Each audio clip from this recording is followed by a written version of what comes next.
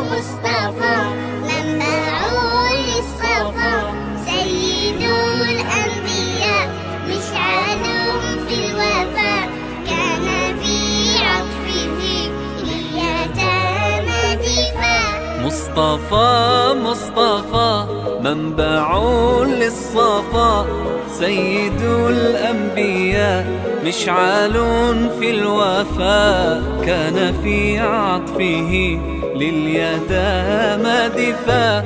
حن قلبي له فاض شوقا إليه، ليس أرجو سوى شربة من يديه. الصلاة عليه والسلام عليه، للسماء ارتقى فأتى بالنقاء، وغدا وجهه نيرا